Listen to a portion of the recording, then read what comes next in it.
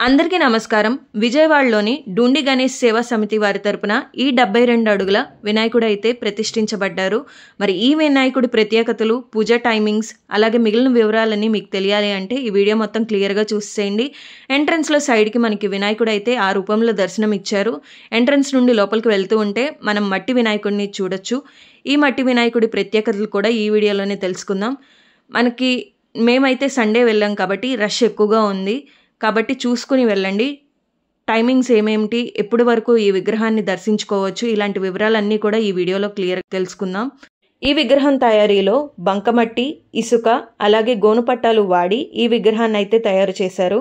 ఈ విగ్రహం తయారీలో అన్ని ఎకో ఫ్రెండ్లీ వస్తువులే వాడారు కాబట్టి ఇది పర్యావరణానికి కూడా చాలా మంచిది విగ్రహం. ఈ విగ్రహం ఖైరతాబాద్లోని వినాయకుడి కన్నా 2 అడుగుల ఎత్తులో ఉంటుంది. ఇది మొత్తం ఎత్తు 72 అడుగులండి. ఈ విగ్రహం పూర్తిగా మట్టితోనే చేశారు, ఎటువంటి రంగులు వాడలేదు. ఈ విగ్రహం మనకి దర్శించుకోవడానికి 28వ తారీఖు వరకు సమయం ఉంది.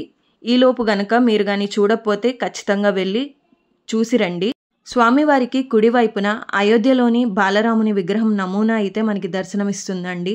అలాగే స్వామివారి విగ్రహం వెనుక ఒక చక్రం అనేది కనపడుతుంది. ఆ చక్రం అమరావతి గుర్తు. అలాగే స్వామివారికి ఎడం వైపున కూడా మనకు ఒక విగ్రహం అయితే దర్శనమిస్తుంది. ఆ విగ్రహం వారాహి అమ్మవారి విగ్రహం అండి. స్వామివారిని దర్శించుకోవడానికి ఎటువంటి టికెట్స్ లేవండి, మనం ఉచితంగానే స్వామివారిని దర్శించుకోవచ్చు. అలాగే ఇక్కడ ఇంకొక పద్ధతి కూడా ఉంది, విఐపి పాస్ అని కూడా ఉందండి. విఐపి పాస్ ఉంటే మనం ఎదరి వరకు వెళ్ళి స్వామివారిని అయితే దర్శించుకోవచ్చు. 16వ తారీఖు సాయంత్రం 6 గంటల నుండి స్వామివారికి కళ్యాణోత్సవాలు అయితే నిర్వహిస్తున్నారండి.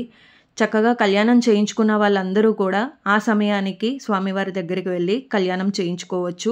28వ తారీఖు వరకు కూడా కళ్యాణాలు అనేవి నిర్వహిస్తారు. 28వ తారీఖున ఉదయం 11 గంటల నుండి అన్న సమారాధన అయితే జరుగుతుందండి. అలాగే అదే రోజున సాయంత్రం 4 గంటలకు లడ్డూ వేలంపాట కూడా జరుగుతుంది. ఆ రోజునే సాయంత్రం 6 గంటలకి నిమజ్జనం కూడా జరుగుతుందండి. ఫైర్ ఇంజిన్ సహాయంతో స్వామివారిని ఇక్కడ ఉన్న స్థలంలోనే నిమజ్జనం అయితే చేస్తారు. మరి ఈ దృశ్యాల్ని మీరు చూడాలి అనుకుంటే ఖచ్చితంగా విజయవాడలోని సితారా సెంటర్లో నెలకొన్న ఈ వినాయకుడి దగ్గరికి అయితే వచ్చేయండి. స్వామివారిని దర్శించుకోండి.